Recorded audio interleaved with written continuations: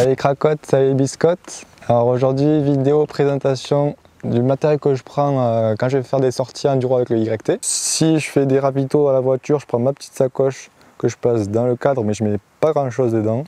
Sinon, je prends la ceinture, la Evoque. Pourquoi une ceinture? C'est juste pour avoir le dos, les épaules de libérer. Scratch plus attache, au moins le truc il se barre pas.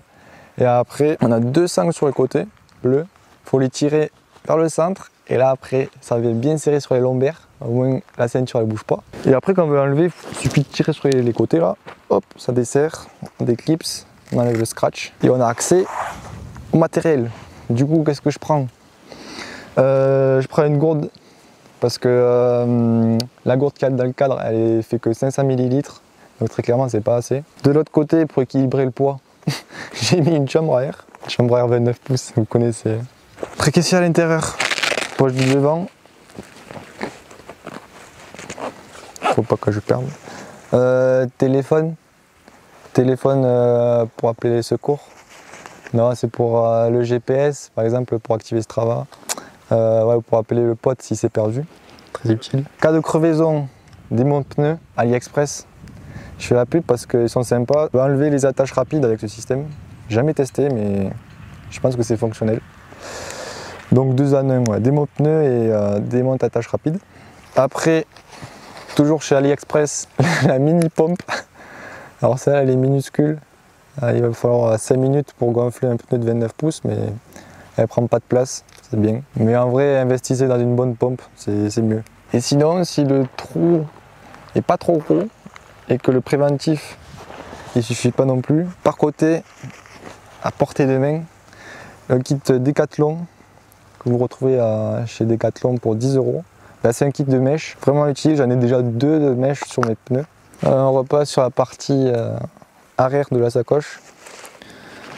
Sur l'autre côté, j'ai un multitool, encore AliExpress, fonctionne bien. Un jeu d'empreintes Allen et Torx qui s'adapte normalement à toutes les vis sur le vélo.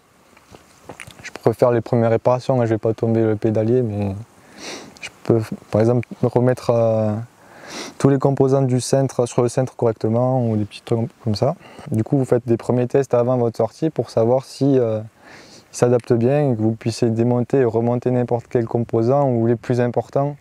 Donc ça va de la potence, resserrer les poignées, les manettes. À l'arrière aussi, resserrer les vis du dérailleur et peut-être les régler. Et après les axes de roue, les étraits de frein. La pédale, les pédales, ouais, souvent elles se desserrent les pédales. Donc si vous avez une empreinte Allen assez grosse, prenez-la parce que c'est important. Et puis ouais, c'est tout, ouais. 3 Riesland.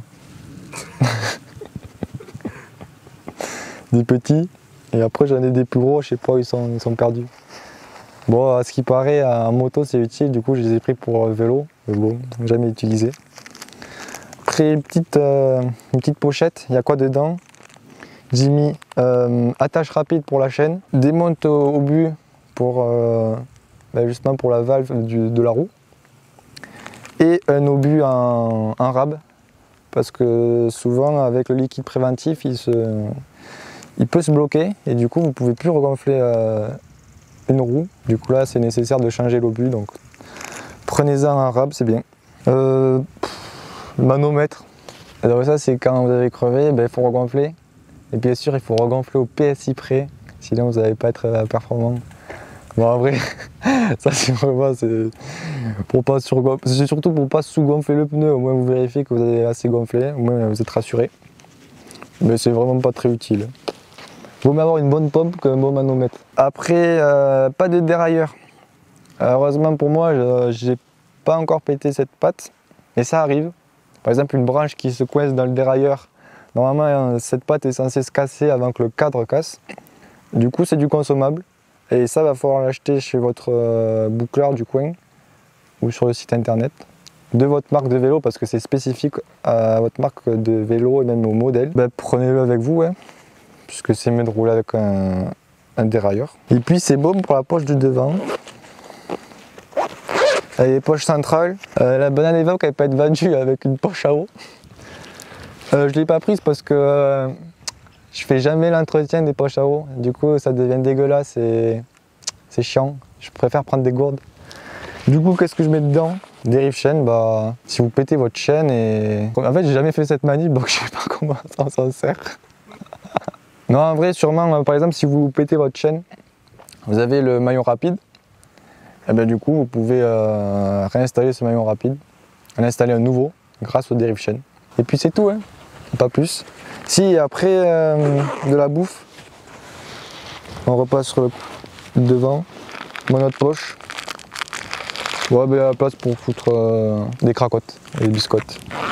Et je crois qu'on a fait le tour. Du coup, banane c'est bien, parce qu'on peut prendre le minimum de matos pour réparer en cas de pépin.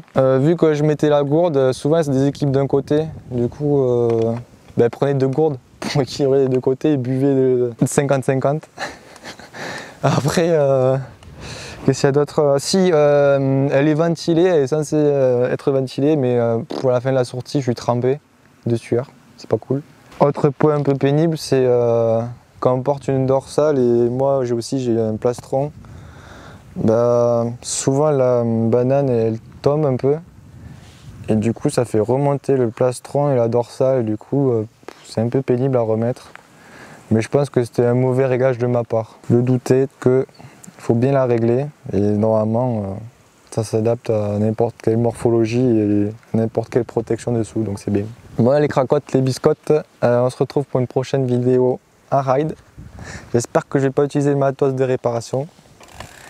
Allez, ciao ciao!